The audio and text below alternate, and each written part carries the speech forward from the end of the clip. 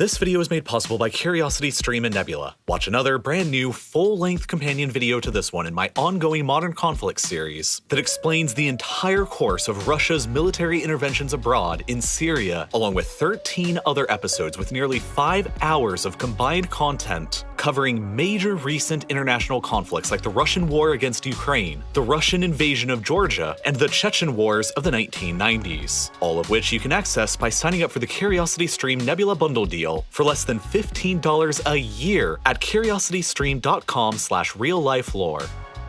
Over his entire 22-year-long career as the leader of Russia, Vladimir Putin's primary objectives have been to overturn the end result of the Cold War by restoring Russia's position as a global great power, re-establish the Kremlin's domination across the shattered pieces of the former Soviet Union, and push back against the growing influence of the United States and NATO. He has used many tools to accomplish these objectives, but none have been greater than Russia's unique and highly valuable geology. Across the vastness of Russia's land, stretching from the Baltic Sea in the west to the Pacific Ocean in the east, Moscow possesses and produces enormous quantities of natural gas and oil. So much so that Russia is currently the world's single largest exporter of gas and the second largest exporter of oil, remaining only behind Saudi Arabia. Russia is an energy superpower, and it is the sale of these energy resources abroad that are the literal foundation of the modern Russian state and all of Putin's objectives, including the ongoing war in Ukraine, as they provide as much as 40 to 50% of the Russian government's budget and as much as 30% of the Russian GDP.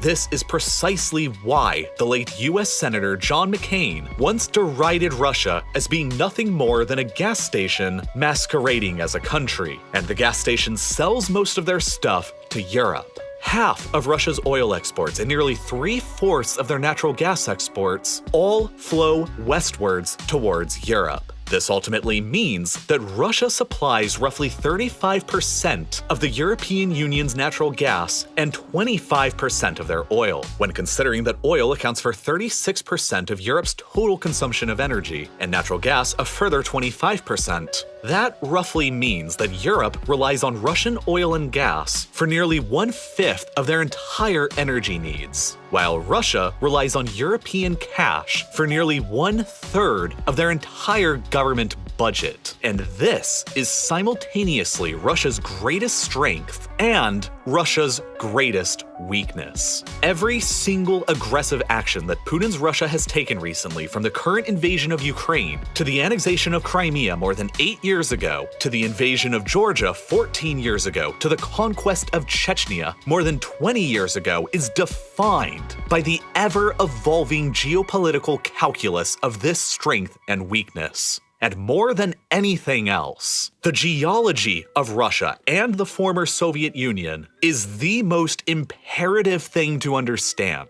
about Vladimir Putin's thought processes and strategy and the emerging 21st century Cold War between his Russia and the United States. When the Soviet Union suddenly collapsed just over 3 decades ago, the former empire that had existed in one way or another across 1/6 of the Earth's total landmass splintered into 15 newly independent countries, ranging from tiny ones like Armenia and Estonia to giants like Kazakhstan, roughly the same area as India. But the entity that remains centered in Moscow, the Russian Federation, the Soviet Union's legal successor state, loomed the largest of them all, towering over the newly independent states like a titan. Nearly overnight, when compared to the former Soviet Union, the new Moscow-based regime, in the form of the Russian Federation, had lost nearly half of its entire population, with tens of millions of ethnic Russians suddenly finding themselves outside the borders of Russia.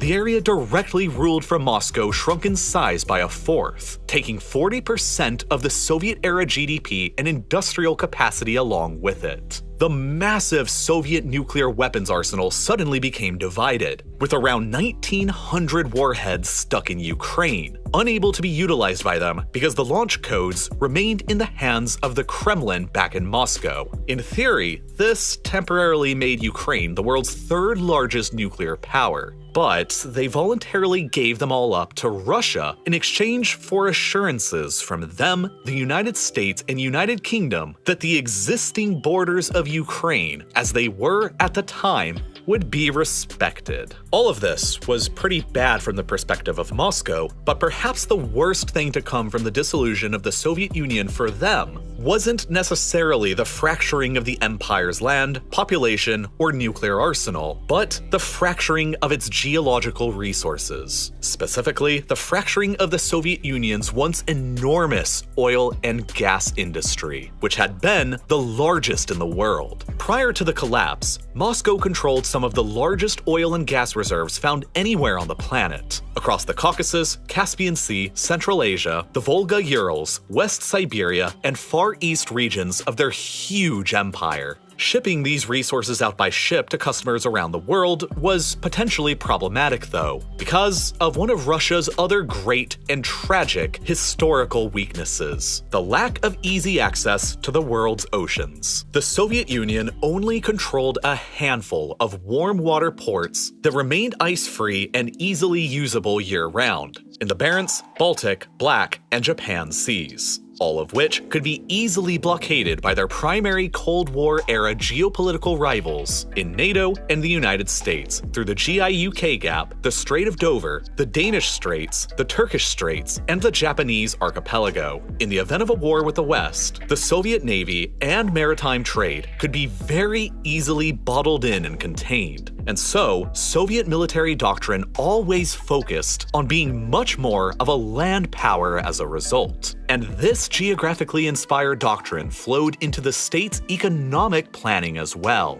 Knowing full well these geographic limitations to trading their oil and gas on the high seas, the Soviets built a massive series of pipelines over their vast expanses of land, connecting the energy-hungry European economies in the West directly to their huge geological formations around the Caspian, Volga-Urals, and West Siberian regions in the east. With sparse domestic oil and gas resources themselves, this made the most logical geographic and economic sense for the nations of Europe. The most substantial resources of oil and gas around their continent discovered so far are located within the Groningen Field of the Netherlands, the North Sea between the UK and Norway, the various regions of the former Soviet Union, including Ukraine, the Black Sea, the Persian Gulf, the Eastern Mediterranean, and North Africa. By a freak geological coincidence, the territory that would eventually evolve into the European Union itself has very little hydrocarbon resources. And since the Soviet Union was located nearby on the same continent and had built out the efficient pipelines feeding cheaper oil and gas directly from their massive sources in the east, they were the most logical geographic partner on the docket to choose to buy from, regardless of the potential geopolitical consequences and pressures that could come from Moscow and the Kremlin. Thus, the Soviet Union became the world's largest oil and gas producer. And as the price of oil skyrocketed throughout the 1970s, the revenues that Moscow was gaining from selling them were enormous enough to effectively fund almost everything the country was doing, including the massive Soviet arms race with the United States and the newfound confidence in the Kremlin to pursue risky foreign policy decisions like the invasion of Afghanistan in 1980. But oil and gas are cyclical assets, and an economy that is too over-reliant on them can only have a party for so long. When oil prices collapsed later in 1986, Moscow's primary economic strength evaporated with it. The inefficient, centrally planned Soviet economy could no longer conceal all of its shortcomings with high oil and gas sales, and Moscow's finances became crippled. This was potentially the biggest single factor pushing the Soviet Union towards its ultimate collapse in the late 80s. And once it finally did in 1991, the once united oil and gas industry of the country fell apart alongside it. A significant amount of the oil and gas reserves around the Caspian Sea basin were suddenly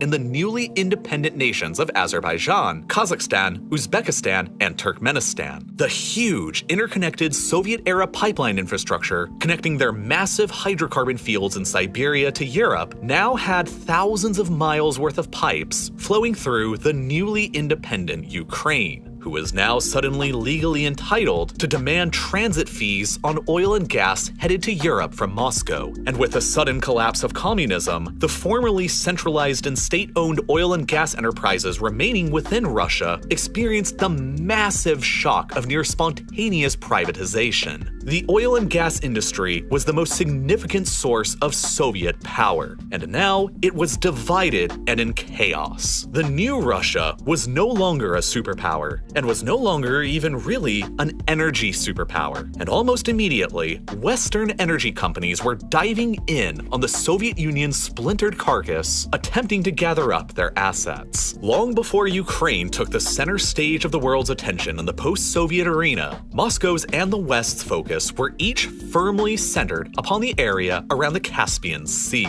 The collapse of the Soviet Union and the independence of the states around the Caspian roughly coincided with the Iraqi invasion of Kuwait and the Gulf War, where Saddam Hussein nearly managed to grab control over half of the world's known supply of oil around the Persian Gulf. That war stoked massive fears in Washington and Europe over their over-reliance on Middle Eastern oil coming from around the turbulent Persian Gulf, and led the West to begin searching for alternative sources to diversify their supplies, like from around the freshly independent post-Soviet states around the oil and gas-rich Caspian. For you see, the Caspian is the world's largest inland body of water, and the basin that surrounds it contains an estimated 48 billion barrels of oil and 292 trillion cubic feet worth of natural gas. In other words, the Caspian Basin is home to roughly 3% of the world's proven reserves of oil and 4% of its proven reserves of natural gas, which is significant. And most of these significant reserves were all located inside just 4 of the newly independent states around the sea. When combined, all 4 of them controlled more than 16,700 cubic kilometers worth of proven natural gas reserves,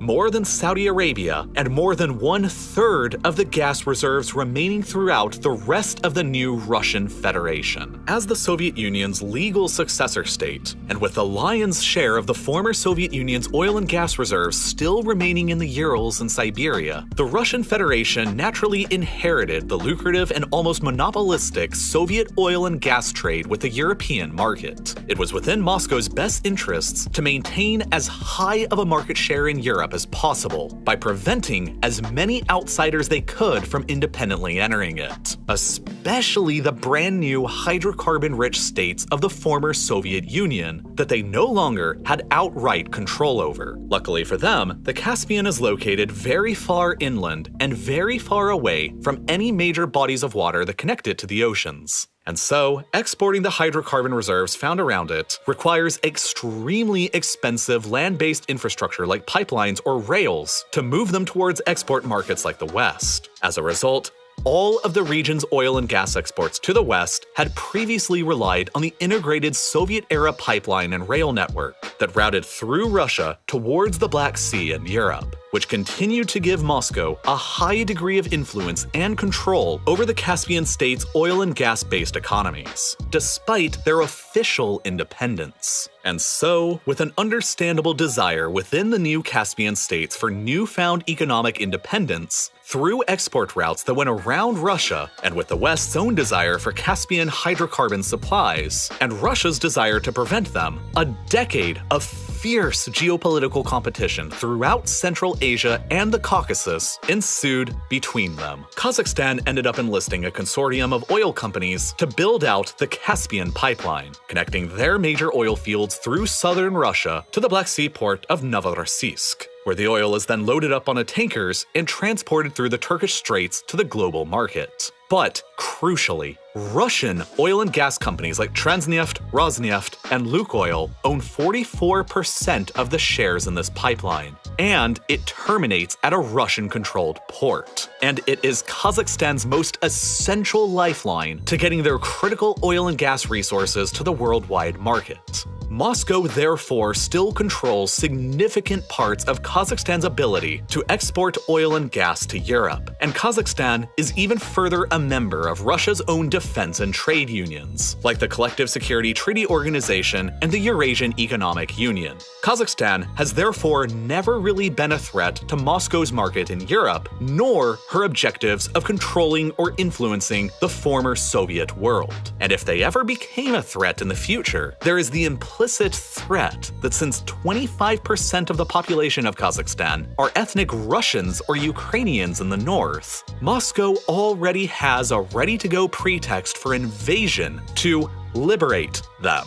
But Azerbaijan turned into a completely different story. Much to the opposition of Moscow, they ended up enlisting the help of a consortium made up almost entirely of Western energy companies, led by British Petroleum to help construct their pipeline connection to the world market. But Azerbaijan's geography made the route that would be selected difficult to choose. Routing the pipeline through Russia would have undermined the entire point of securing a viable export route that was independent from their influence. The United States heavily pressured against routing the pipeline to the south through Iran, and Azerbaijan's own ongoing military conflict with Armenia in the west over the status of Nagorno-Karabakh eliminated the pipeline from traveling west. That only left Georgia, a mountainous and politically unstable post-Soviet state with two major separatist areas to route the pipeline through. But with no other choice, the consortium chose Georgia anyway, and by 2005, the Baku-Tbilisi-Ceyhan, or BTC pipeline, had finally been finished. The second largest pipeline anywhere in the former Soviet Union that finally connected Azerbaijan's enormous oil and gas reserves around the Caspian to the Turkish port of Ceyhan on the Mediterranean Sea, and ultimately from there by tanker ship to Europe, and all completely independent of any Russian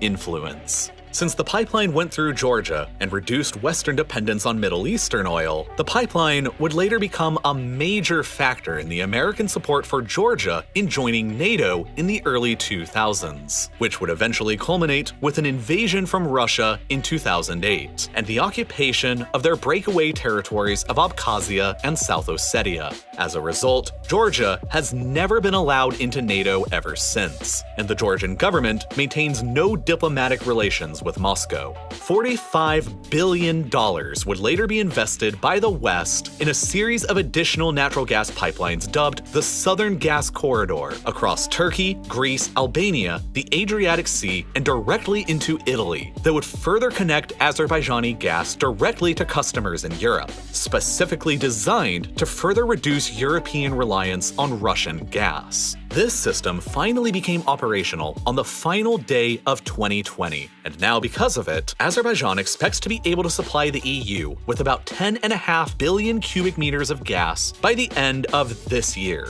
which by 2019 levels is a little more than 2% of the EU's total gas consumption. It may not be a huge amount, but it certainly eats into Russia's overall market share. And even more importantly, the cash that Azerbaijan earns from these sales is enough to finance around 60% of their entire government budget, cementing their own financial and political independence from Moscow for good. That pipeline to the west truly made Azerbaijan a real, independent nation. And one of the biggest fears in the Kremlin is that the Caspian Sea's oil and gas resources, formerly all beneath centralized Soviet control, could lead to even more regional defections from Moscow and further chip away at their market share in Europe. For decades, Turkmenistan, the country that today has the 6th largest proven reserves of natural gas in the world, has floated around the idea of the Trans-Caspian pipeline with Western energy companies, if ever realized. This pipeline would stretch from the country's enormous gas fields in the east and move westwards beneath the Caspian Sea and link up with Azerbaijan's already existing pipeline infrastructure towards Europe.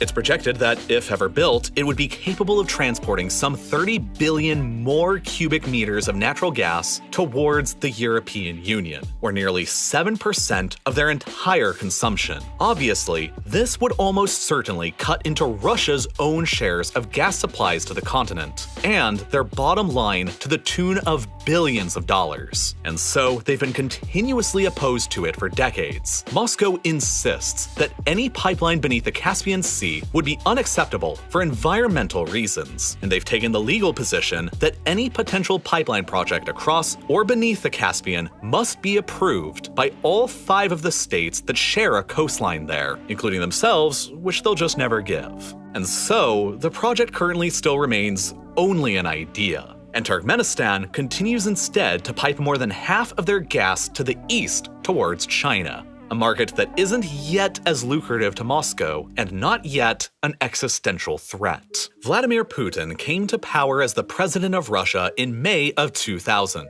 Just over 8 years after the collapse of the Soviet Union, and he certainly understood even back then the immense power that oil and gas could give the Russian state. Although allegedly highly plagiarized, he wrote his doctoral thesis at the St. Petersburg Mining University in 1997, and after assuming the presidency, Putin began running the Russian Federation much like the CEO of an energy company would. Thus, it's far more helpful to think of modern Russia as more of an energy company that happens to also control a huge state armed with nuclear weapons. He led the state-owned oil company, Rosneft, to produce 40% of Russia's total oil while controlling more than half of the company's shares. Similarly, the Russian state also controls more than half of the shares in Gazprom, the largest company in Russia that produces more than 12% of the entire world's natural gas supply. The CEOs of both companies are longtime friends of Putin dating back to the 1990s, before he assumed the presidency. And unlike his immediate predecessors of the 1990s, Putin was incredibly fortunate because the international prices of oil and gas began to skyrocket shortly after he assumed office, and Russian financial power was once again on the upswing alongside it. Between 2000, when Putin first took office, and 2012, the value of Russia's annual oil and gas exports increased by around 7-fold, from only $53 billion in 2000 to $351 billion in 2012. Consequently, Putin used these funds to dramatically increase the annual budget of the Russian military by nearly 9-fold, from just $9.2 billion to $81.4 billion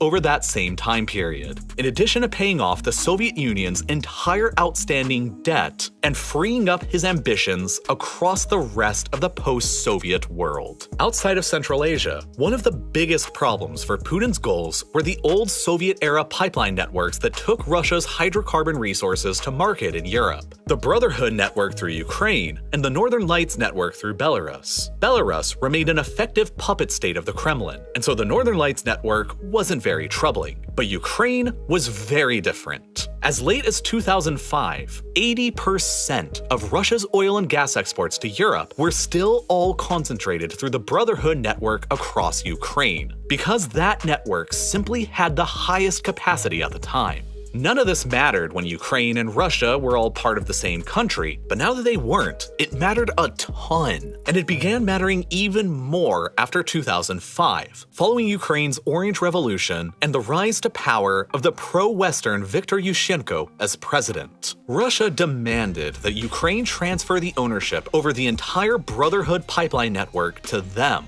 which was staunchly refused by Yushchenko's new pro-Western government. At the same time, Ukraine still relied on Russian natural gas imports for most of their own consumption as well. And twice during the winters of 2006 and 2009, Russia strategically penalized Ukraine and applied political pressure by temporarily cutting off their gas supplies exactly when they needed them the most. And in both instances, Moscow accused the Ukrainians of siphoning off gas traveling through the pipes that was intended for Europe.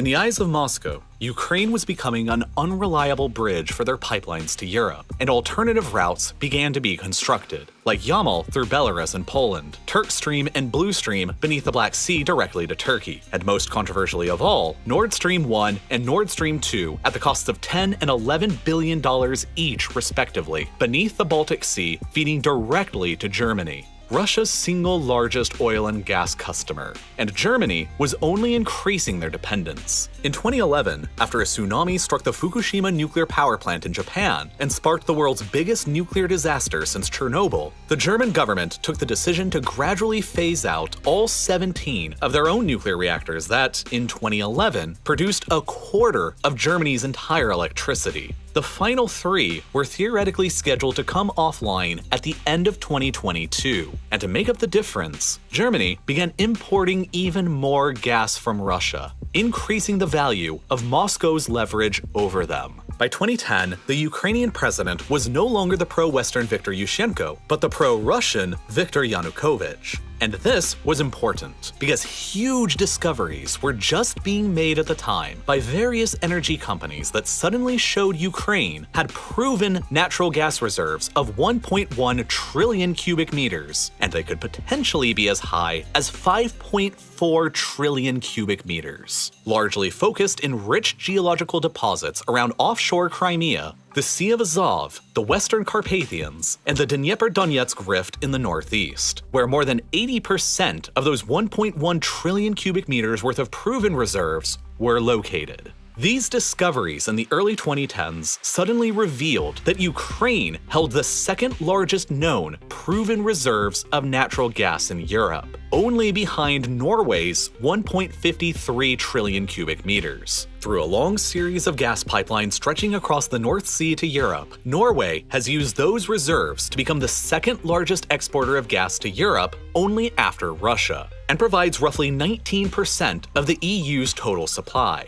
So, Ukraine, with potentially as much as 3.5 times more natural gas than Norway, and with one of the world's largest pipeline networks from the Soviet era already built out across the country directly towards Europe, could have easily all of a sudden become an enormous provider of natural gas to Europe and cut tens, if not hundreds of billions of dollars into Russia's biggest market. Moreover, Ukraine's gas infrastructure also includes storage sites capable of holding more than 31 billion cubic meters worth of gas, and they have been severely underutilized for decades. The entire European Union can currently only store 100 billion cubic meters, and thus, if Ukraine were to ever join the EU, they would increase their gas storage capabilities by 1/3, and thus severely reduce the ability of Moscow to pressure European governments during the winter, precisely when they need their gas the most. The only problems for Ukraine at the time were that they didn't have the technology or the equipment to really go after any of these reserves, and their president at the time was closely aligned with the Kremlin, so the fear in Moscow was not yet on high alert. But those problems were being rapidly solved. In September of 2011, the Ukrainian government signed a deal with ExxonMobil to explore shale gas reserves across the country. In January 2013, they signed another deal worth $10 billion with Shell to explore the Yuzivska gas field in the Donbass. And later on that same year, in November, they signed another $10 billion deal with Chevron to explore the fields in the far west near the Carpathians. Western energy companies were rapidly moving in to unlock Ukraine's natural gas potential, just as they had around the Caspian Sea a decade previously. And then all of a sudden, early on in February of the next year in 2014, Ukraine itself underwent an enormous pro-Western political revolution. The pro-Russian Ukrainian president at the time, set to sign an association agreement with the European Union, suddenly declined at the last moment, paid for by a last-minute offer from Putin for 30% cheaper gas prices to his country and a $15 billion aid package. Kiev erupted in revolution. Yanukovych's regime was toppled as he fled to Russia, and a new, very pro-Western regime rose to power in the country. Suddenly, Ukraine almost overnight transformed into the single biggest existential threat to Russia's gas monopoly in Europe, and Putin the energy CEO of Russia would never tolerate that threat. Backed up by the high prices of oil and gas at the time, Putin ordered the first invasion of Ukraine. Russian troops showed up in Crimea and annexed the peninsula into Russia, taking with it a significant amount of Ukraine's EEZ and potential offshore gas reserves. And at the same time, Russian soldiers began intervening on the side of pro-Russian separatists in the Donbass region of eastern Ukraine, a large amount of which exists directly on the Dnieper-Donetsk rift with the Yuzivska field that Shell had just signed a $10 billion deal for the year before. Putin may have justified these attacks on Ukraine as the so-called liberation of Crimea and the Donbass area's Russian-speaking minorities, but it also didn't hurt that the attacks eliminated access to a lot of Ukraine's potential and real gas reserves in the process. By the end of the year, Exxon, Shell, and Chevron had all abandoned their projects in Ukraine, citing the new risky political environment. And Russia had effectively kneecapped its greatest threat to the domination of the European gas market. But although this objective was technically successful, Russia's finances still suffered greatly. The price of oil and gas began to collapse just a few months after the invasion, and Western sanctions began targeting specific Russian oil and gas projects that required Western technology to access, like the Bazhenov Formation in Siberia and Sakhalin in the Arctic. But over the years since 2014, Russia has retained its stranglehold over the European oil and gas market, and their government budget has not been harmed too severely as a result. After the COVID-19 financial crash in March and April of 2020, the price of oil plummeted so low that it reached negative $37.62 a barrel. But ever since then, oil and gas prices have been continuously climbing back to their highest levels seen in a decade. And the price of oil finally recovered to its 2014-era levels by February of 2022, the very same month that Vladimir Putin decided to launch his full-scale invasion across Ukraine. Moscow always takes riskier foreign policy decisions when oil and gas prices are high, dating back to Crimea, Georgia, and even Afghanistan in the Soviet era. So this shouldn't have really come as much of a surprise. And now, more than 3 months into the invasion and the war, Putin's war aims are quite clear. He is attempting to conquer and occupy the Donbass region and Kharkiv, along with Ukraine's entire coastline on the Black Sea, transforming what remains of Ukraine into a landlocked state.